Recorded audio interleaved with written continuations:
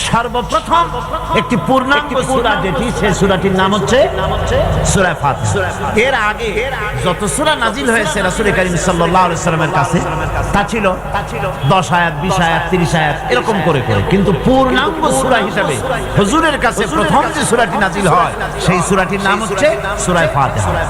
আর ফাতিহা এটা গ্রন্থের প্রারম্ভিকা হিসাবে রাখা হয়েছে বলে এই সূরাটির নাম হচ্ছে আল ফাতিহা, সূরাতুল ফাতিহা অথবা ফাতিহাতুল কিতাব, যার সাহায্যে কোন জিনিসকে উদ্বোধন করা হয়, শুরু করা হয়, সেটার নাম হচ্ছে ফাতিহা। সূরা ফাতিহার একটা নাম না, বরং এর অনেকগুলি নাম আছে। সূরা ফাতিহার কম বেশি 22টি নাম পাওয়া যায়, আবার তাফসীরে রুহুল মানিতে এর 40টি নাম বলা হয়েছে। সূরা ফাতিহা অত্যন্ত ফজিলতপূর্ণ একটি সূরা, বরকতপূর্ণ সূরা। এই সূরাটির এক নাম হচ্ছে ফাতিহাতুল কিতাব, মানে হচ্ছে কোরআন কুঞ্জিকা, কোরআনের চাবি অথবা কোরআন প্রারম্ভিকা। এটাকে বলা হয়েছে উম্মুল কিতাব, কোরআনের কিতাবের মা। তো মা মানে কোরআন শরীফের পেটে সূরা ফাতিহা হয়েছে তা। আরবিতে শব্দের অর্থ হচ্ছে কেন্দ্র, সেন্টার, আসল। এই জন্যে মক্কা শরীফকে বলা হয়, কোরআনে কারীম মক্কা শরীফকে বলেছে কি উম্মুল কোরা, গ্রাম সমূহে মা। সারা পৃথিবীর সমস্ত জায়গা থেকে, শহর গঞ্জ গ্রাম থেকে লোকেরা এখানে এসে একত্রিত হয়, সেই জন্য এটার নাম রাখা হয়েছে উম্মুল কোরা। আবার সেনাবাহিনীর পতাকাকে বলা হয় উম্মুন, তার মানে হচ্ছে সমস্ত সেনাবাহিনী এই পতাকার ছায়াতলে ঐক্যবদ্ধ হয়, একত্রিত হয়, সেজন্য সেই পতাকার নাম হচ্ছে উম্মুন। অনুরূপভাবে গোটা কোরআনে কারীমের মধ্যে যা কিছু আছে তা সূরা ফাতিহার ভিতরে কেন্দ্রীভূত করা হয়েছে বলে এটার নাম হয়েছে উম্মুল কিতাব। এটার নাম হয়েছে সূরাতুর রাস। রাস শব্দের অর্থ হচ্ছে মগজ। মগজ হচ্ছে মাথার কেন্দ্রস্থল, আর গোটা কোরআনে কারীমের কেন্দ্রস্থল হচ্ছে সূরা ফাতিহা। সূরা ফাতিহার আরেক নাম হচ্ছে সূরাতুল কানজ, অর্থাৎ খনি, খনির সূরা। তার মানে হচ্ছে জ্ঞান বিজ্ঞানের সমস্ত খনি আল্লাহ পাক সূরা ফাতিহার মধ্যে রেখে দিয়েছেন। সুবহানাল্লাহ। এর আরেকটা নাম হচ্ছে সূরাতুল ওয়াকিয়া, অর্থাৎ পূর্ণত্ব, পূর্ণত্বপ্রাপ্ত। এই সূরাটি হচ্ছে একমাত্র সূরা যা খণ্ডিত করে পড়া যায় না। কোরআন শরীফের যে কোনো সূরাকে অংশবিশেষ তেলাওয়াত করে নামাজ পড়তে পারেন, অংশবিশেষ পড়তে পারেন, কিন্তু সূরা ফাতিহা হচ্ছে এমন একটি সূরা যে সূরা খণ্ডিত করে পড়া যায় না। পড়তে হলে সবটাই পড়তে হবে, এজন্য এটার নাম হচ্ছে পূর্ণত্বপ্রাপ্ত। এটাকে বলা হয়েছে আসাসুল কোরআন, অর্থাৎ কোরআনের ভিত্তি। 30 পারা কোরআনের পূর্ণাঙ্গ ব্যবস্থা পেশ করা হয়েছে, তার ভিত্তি হচ্ছে সূরা ফাতিহা। এটার নাম হচ্ছে সূরাতুল হামদ, প্রশংসার সূরা। যেহেতু সূরা ফাতিহায় আল্লাহর প্রশংসা দিয়ে ভরা, এই জন্য এটার নাম হচ্ছে সূরাতুল ফাতিহা।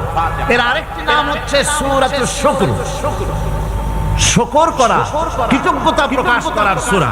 এই সূরাটির মধ্যে মানুষ আল্লাহ পাকের অসীম অনুগ্রহের শুকরিয়া আদায় করে বলে প্রশংসার মাধ্যমে, এই জন্য এটার নাম হয়েছে সূরাতুল শুকর।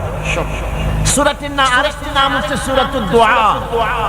এই সূরাটি একটি দোয়া, একটি প্রার্থনা, আল্লাহ পাকের কাছে প্রার্থনা করা হয়, সেজন্য এটার নাম হচ্ছে সূরাতুদ দুআ। এর আরেকটি নাম হচ্ছে সূরাতুস সুআল, অর্থাৎ কামনা করার সূরা, আল্লাহর কাছে চাওয়ার সূরা। এই সূরায় অনেক কিছু আছে যা আল্লাহর কাছে চাওয়া। এই সূরাটি, এর আরেকটি নাম হচ্ছে সূরাতুশ শিফা, অর্থাৎ প্রতিষেধক, রোগ ব্যাধি ইত্যাদি মুক্ত হওয়ার জন্য। সূরা ফাতিহা আপনারা আল্লাহর ওলিদের কাছে, ওলামাদের কাছে যে যান, পানি নিয়ে, তেল নিয়ে, কালো জিরা নিয়ে, ওনারা যা পড়ে ফু দেন, সেই গোপন কথাটা বলে দেই, সেটা হচ্ছে সূরা ফাতিহা। সূরা ফাতিহা কোন কিতাবে মুফাসসিরিন কিরাম লিখেছেন, মুহাদ্দিসিনরা লিখেছেন যে দুরারোগ্য ব্যাধি কোন ওষুধে ভালো হচ্ছে না, প্রতিদিন 40 বার করে সূরা ফাতিহা পড়ে পানিতে দম করে ফজরের পরে 41 দিন যদি এভাবে সেবন করে, সেই দম করা পানি দুরারোগ্য ব্যাধি আল্লাহ পাক ভালো করে দিবেন। সুবহানাল্লাহ। এটা হচ্ছে সূরাতুশ শিফা। এটাকে বলা হয় সূরাতুস সালাহ। নামাজ হবেই না সূরা ফাতিহা ছাড়া, নামাজ সূরা ফাতিহা ছাড়া হবে না। এই জন্য লা সালাতা লিমান লাম ইয়াকরা বিফাতিহাতিল কিতাব, হাদিস শরীফে এসেছে সূরা ফাতিহা ছাড়া নামাজ শুদ্ধ হবে না, নামাজ জায়েজ হবে না। সেই জন্য এটার নাম হচ্ছে সূরাতুস সালাহ। কোরআনে কারীমের এই সূরাটি এটাকে হযরত পীর সাহেব কেবলা একটি আয়াত তেলাওয়াত করে বলেছেন সাবউল মাসানি। এটা হচ্ছে নিত্য পাঠনীয় সপ্ত বাক্য, যে 7টি বাক্যকে সব সময় পড়া লাগে। তার মানে হচ্ছে যে ব্যক্তি নামাজ পড়ে 5 ওয়াক্ত 24 ঘন্টার ভিতরে সূরা ফাতিহা একেবারে কম করেও যদি হয়, তাহলে 40 বার এই সূরা 24 ঘন্টায় নামাজি ব্যক্তিকে পড়তে হয়। এই জন্য সব সময় পাঠনীয় এই সূরাটি মোট অক্ষর সংখ্যা হচ্ছে 113, শব্দ সংখ্যা হচ্ছে 25টি। এটি হচ্ছে সূরা ফাতিহা। একটি রুকু, 7টি আয়াত। নাজিলের অবতীর্ণ হওয়ার স্থান হচ্ছে মক্কা আল মুকাররমা। রাসূল করিম সাল্লাল্লাহু আলাইহি ওয়াসাল্লামের মক্কি জিন্দেগিতে সূরাটি অবতীর্ণ হয়। এখন একটি প্রশ্ন, সূরা ফাতিহার উপরে আরেকটি আয়াত আছে, কি আছে? পড়েন সবাই। বিসমিল্লাহির রাহমানির রাহিম। স্বাভাবিকভাবেই প্রশ্ন ওঠে যে বিসমিল্লাহির রাহমানির রাহিম সূরা ফাতিহার পূর্বে যে লাগানো হয়েছে, এটা সূরা ফাতিহার আয়াত কিনা, সূরা ফাতিহার অংশ কিনা? এর উত্তরে বলা যায় কোন সাহাবী, কিছু সংখ্যক সাহাবায়ে কেরাম রিদওয়ানুল্লাহি তাআলা আলাইহিম আজমাইন, তারা মনে করতেন যে সূরা ফাতিহার অংশ হচ্ছে বিসমিল্লাহির রহমানির রহিম। এমনকি ইমাম শাফিঈ রাহমাতুল্লাহ আলাইহি তিনিও এই ধারণা পোষণ করতেন। ইমাম আলুসি রাহমাতুল্লাহ আলাইহি তার তাফসীরের ভিতরে তিনি এই বিষয়ে বিভিন্ন ধরনের 10টি মত পেশ করেছেন। ইমাম রাজি রাহমাতুল্লাহ আলাইহি তার তাফসীরের ভিতরে 16টি যুক্তিধারা পেশ করেছেন বিসমিল্লাহকে সূরা ফাতিহার আয়াত হিসেবে। কিন্তু ইমাম আলুসি রাহমাতুল্লাহ আলাইহি তিনি বহু প্রমাণ দিয়ে, দলিল দিয়ে প্রমাণ করেছেন যে এটি সূরা ফাতিহার আয়াত নয়, এটি বিচ্ছিন্ন আরেকটি আয়াত, যা কোরআনে কারীমের মধ্যে সূরা আন-নামলের ভিতরে আল্লাহ রাব্বুল আলামিন এটাকে উল্লেখ করেছেন। সুতরাং সূরা ফাতিহার অংশ এটি নয়। অবশ্য সূরা তাওবায় প্রত্যেক সূরায় যে বিসমিল্লাহ লাগানো হয়েছে, এটা আল্লাহ পাকের হুকুমে। কার হুকুমে লাগানো হয়েছে? আল্লাহ পাকের হুকুম অনুযায়ী প্রতিটি সূরার প্রথমে বিসমিল্লাহির রহমানির রহিম লাগানো হয়েছে, ব্যতিক্রম শুধু সূরা তাওবা।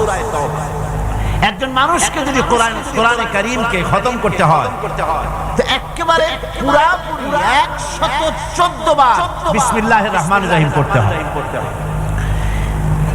এই বিসমিল্লাহির রহমানির রহিম যখন প্রথম নাজিল হয় কোরআন, তখন আল্লাহ রাব্বুল আলামিন এভাবে নাজিল করেছিলেন, ইকরা বিসমি রাব্বিকাল্লাযী খালাক, পড়ো তোমার রবের নামে। তো রবের নাম নিয়ে পড়া হচ্ছিল। এরপরে সেটা কি? সেটা এসে গেল বিসমিল্লাহির রহমানির রহিম। বিসমিল্লাহির রহমানির রহিম আল্লাহ পাকের নির্দেশ অনুযায়ী প্রত্যেক সূরার ভেতরে, প্রত্যেক সূরার প্রথমে আল্লাহ পাক এটাকে লাগিয়ে দেওয়ার ব্যবস্থা করলেন। এটি একটি অতীব বরকতপূর্ণ সূরা, বরকতপূর্ণ আয়াত। দ্বীন এবং শরীয়তে যে অপূর্ব নিয়ামত কোরআনে কারীম আল্লাহ পাক আমাদের দান করেছেন। বিসমিল্লাহ পড়ার অর্থই হচ্ছে তাই যে পরম করুণাময়, যিনি দাতা এবং দয়ালু, তার নামে শুরু করছি। তার মানে হলো এই কোরআন হচ্ছে সর্বশ্রেষ্ঠ নিয়ামত। এই নিয়ামত যিনি দিয়েছেন তার নাম নিয়ে শুরু করার জন্যই বিসমিল্লাহির রহমানির রহিম বলতে বলা হয়েছে। রাসূল করিম সাল্লাল্লাহু আলাইহি ওয়াসাল্লাম বলেছেন, কুল্লু আমরিন যিবালিন লাম ইউবদা ফীহি বিসমিল্লাহ ফাহুয়া আবতার। অর্থাৎ যে কোনো বৈধ কাজের শুরুতে যদি বিসমিল্লাহ বলা না হয় তাহলে তা বরকত শূন্য হয়ে যায়, তার মধ্যে বরকত থাকে না। বর্তমানে আমাদের দেশে এক শ্রেণীর লোকেরা এই বিসমিল্লাহির রহমানির রহিমকে অনুবাদ করার এক কুপ্রথা চালাবার অপপ্রচেষ্টা চালাচ্ছে। অনুবাদে দোষ কিছু নাই, অনুবাদে দোষ কিছু নাই। কোরআনে কারীম বোঝার জন্য খুব ভালো করে লক্ষ্য করবেন, কোরআনে কারীম বোঝার জন্য যে কোনো ভাষার আশ্রয় আপনি গ্রহণ করতে পারেন। আপনি ইংরেজিতে বুঝুন, আপনি উর্দুতে বুঝুন, আপনি আরবিতে বুঝুন, আপনি বাংলায় বুঝুন, কোনো আপত্তি নাই। কোরআন আপনি যে কোনো ভাষায় বুঝতে পারবেন, কিন্তু যখন কোরআন তেলাওয়াত করবেন তখন আরবিতেই তেলাওয়াত করতে হবে, অন্য কোনো ভাষায় তেলাওয়াত করা জায়েজ নাই। কোরআনে কারীম যে আল্লাহ পাক হেফাজত করেছেন, কোরআন হেফাজত করেছেন কে?